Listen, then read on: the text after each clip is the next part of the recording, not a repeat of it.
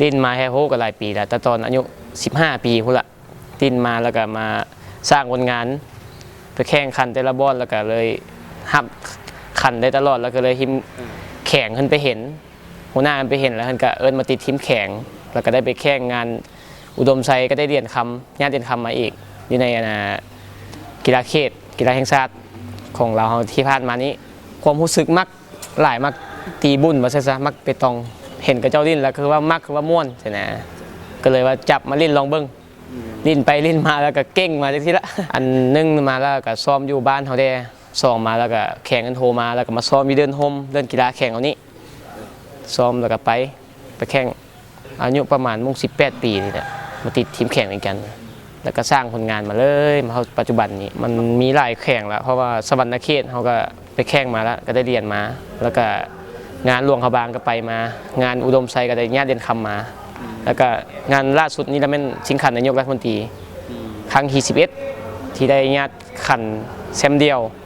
ตีเดียวมาได้เรียนคำมานี่มาให้แข่งเหมือนกันเขาเนี่ยก็มันมีความแตกต่างหลายอย่างนักกีฬาหิมซาดแต่นักกีฬาเขตหลายทักส่วนเขาก็แข่งเขาเก่งหลายแล้วเขาก็ไปเจอกับเจ้าแล้วเขามีความตื่นเต้น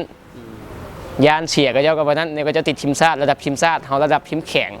นะแต่บังเอิญมาเขาก็มีความสามารถชนะกับเจ้าได้ญาติเรียนคำมาได้นะมันก็เดี่ยวซ้ายนี่ก็62หิมแล้วก็ถือว่าเขานี่ชนะมารวดมันแบ่งสายกันมาเนี่ยแบ่งสายมันมีอยู่13 สายหมดจังใดแล้วก็มาตัดร่างกันเข้ามาเลยแล้วเขามาเจอกันรอบชิงแล้วเขาก็มีความสามารถญาติใดนะก็รู้สึกดีใจหลายที่ได้มารับรางวัลกับขันหน่วยหนึ่งกับเหรียญคำที่เห็นมอบให้แล้วก็รู้สึกภูมิใจที่ญาติได้มาให้ชาวแข่งเป็นกันเขาได้ก็มีความหวังสูงอยู่แล้วก็มีความตั้งใจหลายเพราะว่าที่ได้มาฝึกซ้อมเข้าศูนย์กับประมาณเดือนนึงเก็บโตนะแล้วก็ซ้อมเกียมไปงานเชียงขวางที่ใกล้มาฮอดนี่แหละเดือน3นี่แหละก็มีหวังว่าจะได้หลายอยู่ได้เรียนนี่ มีแต่ฝากให้ประชาชนเฮานี่แหละไปเชียร์ไปชมไปเชียร์กันเกียมใช้งานเชียงขวางนี้เพราะว่าที่ได้ฝึกซ้อมเดือนเข้าศูนย์เดือน2เก็บโตใกล้ๆยี่ห้อนี่แหละก็ให้ไปชมไปเชียร์มีแรงบันดาลใจให้ซอยให้มันได้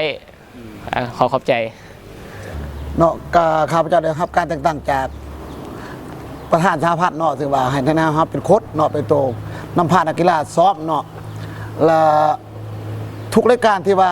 เพิ่นจัดขึ้นเนาะที่ว่าเขาได้เข้าร่วมทุกรายการเนาะแต่ว่าแต่ละรายการก็ถือว่าบ่ผ่านเนาะมีผลงานตลอดเนาะเบื้องต้นนี่เขาเลยจัดการแข่งขันก่อนเนาะแล้วเขาก็ว่าเขามีเป้าหมายนักกีฬาเนาะแล้วเอานักกีฬาที่มีเป้าหมายเขามาคัดเนาะคัดแล้วจังเอามาเข้าศูนย์ตัวอย่างว่ากีฬาไปกีฬาเขตจังซี่เนาะแต่ว่ากันกรณีว่าสิ่งคันนายกบ่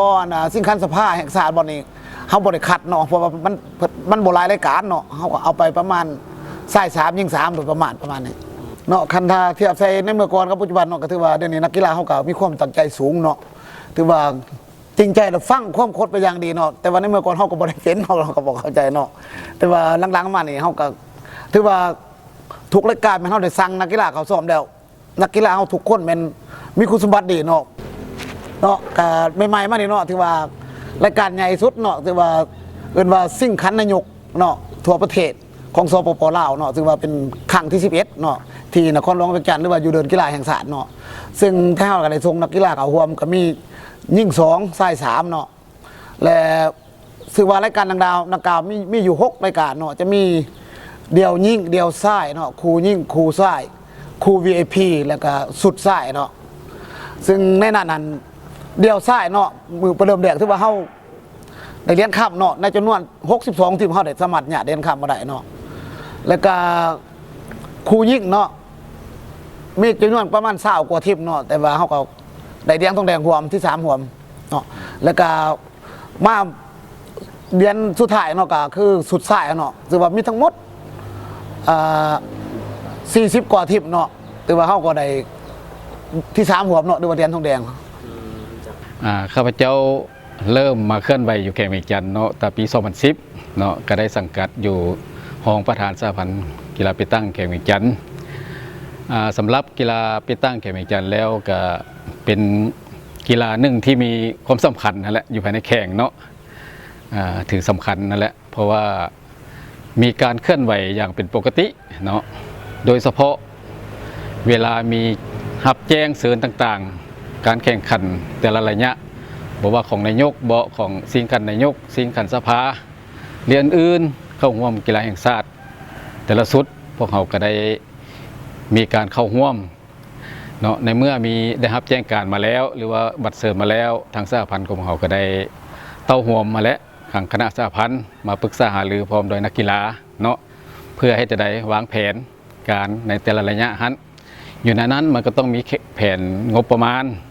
แผนค้นก็คือนักกีฬาเนาะทุกสิ่งทุกอย่างเพื่อมาจัดสรรเป็นแผนละเอียดแล้วพร้อมเดียวกันนั้นก็ได้เข้าฝึกซ้อมเนาะตามระเบียบของนักกีฬาแต่ละครั้งก่อนจะเข้าร่วมแข่งขันใหญ่เนาะเพื่อคัดเลือกเอาตัวนักกีฬาที่ดีเด่นก็เป็นสำหรับสหพันธ์กีฬาไปตั้งแข่งขันเป็นมูลเสืออันนึงแล้วเนาะที่นักกีฬาของพวกเขาไม่เอาใจใส่สำหรับชีวะอุปสรรคกับแม่นสิ่งสำคัญแม่นทุกการเคลื่อนไหวก็ต้องเป็นงบประมาณเนาะผ่านมานี่ก็ส่วนลงรายก็แม่นทางสหพันธ์ของพวกเขาเนาะที่ว่าได้ทุ่มเทงบประมาณเพื่อหับไซแต่ละรายการสำหรับอยู่แข่งแล้วก็ยังน้อยอยู่เนาะที่จริงแล้วข้าพเจ้าก็อยากมีข้อคิดเห็นคือในนี้สำหรับด้านงบประมาณนี่แน่นอนแล้วต่อไปมันแน่ที่มีความยุ่งยากทางด้านงบประมาณเนาะเพราะฉะนั้นในเมื่อมีรายการมาแล้วก็อยากให้ทั้งแข่งนี้เอาใจใส่ช่วยเนาะกี่รูปการใดก็แล้วแต่ที่เป็นระดมบ่ไม่อย่างต่างๆเนาะเพราะว่าสหพันธ์ของเรานี่มันก็ขาดงบประมาณนั่นแหละบ่มีทุนแข่งแต่ละเทื่อกันแม่นได้ระดมกันในนามสหพันธ์ในคณะสหพันธ์6-7 ท่านเนาะแต่ละนักธุรกิจต่างๆกันได้ระดมกันช่วยเพื่อเข้าร่วมแข่งขันและผลที่ได้ออกมากับเป็นผลงานที่ยิ่งใหญ่ให้แก่แข่งเนาะเพราะฉะนั้นอยากจะให้ทั้งแข่งนี่เอาใจใส่ช่วยเรื่องงบประมาณเนาะอยู่แข่งเมกจันของเรานี่นักกีฬาก็เป็นหนุ่มน้อยหลายเนาะเพราะฉะนั้นในต่อหน้าพวกเราต้องได้ระดมเอารุ่นหนุ่มๆน้อยๆนี่แหละที่เขาเจ้ามีฝีมือดีๆเพื่อมาฝึกมาซ้อมและคัดเลือกเอาตัวนักกีฬาให้มันได้ดีๆเนาะรุ่นอาวุโสได้ก็จะค่อยๆจางไป เพราะว่าได้ทอดให้แล้วเนาะทอดให้รุ่นหนุ่มๆที่เขาเจ้ามีกำลังแหงดีสายตาดีสมาธิดีสิ่งสำคัญเนาะไปตั้งนี่มันต้องจิตใจตัวนี้ต้องดีสงบแล้วก็รักษาสุขภาพเนาะที่ดีที่สุดอันนี้นะพวกเขาจะเร่งหานี่แหละรุ่นหนุ่มๆนี่หลายๆเพื่อเข้ามาคัดเนาะให้ได้ตัวแทนดีๆเจ้าในอีกบดลนี่ก็เดือน3ของ2020เนาะก็กีฬาแข่งขันกีฬาแห่งชาติอยู่เชียงขวางเป็นเจ้าภาพข้าพเจ้าแนะนำต่างหน้าให้ทางคณะสหพันธ์กีฬาไปตั้งแข่งก็อยากเรียกร้องเนาะให้บรรดาท่านทุกท่านนั่นแหละที่ร่วมฟังร่วมสมอยู่ปัจจุบันนี้เฮ็ดใดเพื่อส่งจิตส่งใจเนาะส่งจิตน้ำใจแห่งกินแห่งใจแล้วเพื่ออุปถัมภ์คำสู่ได้บัดนี้เนาะเฮ็ดให้สหพันธ์ของพวกเขาได้เคลื่อนไหวเต็มตามพระบทบาทเนาะเลยเฮ็ดให้สหพันธ์ของเขานี่ญาติเอาได้เหรียญหลายๆเหรียญเนาะโดยเฉพาะกับเหรียญคำเหรียญเงินเหรียญทองแดงคือผ่านมาเขาได้นำพาไปก็ถือว่าได้ครบสมบูรณ์แบบเนาะถือว่าได้คาดหมายเกินคาดหมายกับว่าแมนแต่ว่าต่อไปในกีฬาแห่งชาตินี่อยากให้พวกท่านช่วยและเนาะเห็นอะไรให้พวกเขาได้บรรลุเป้าหมายเนาะหรือว่าเลื่อนคาดหมายยิ่งเป็นการดีเนาะ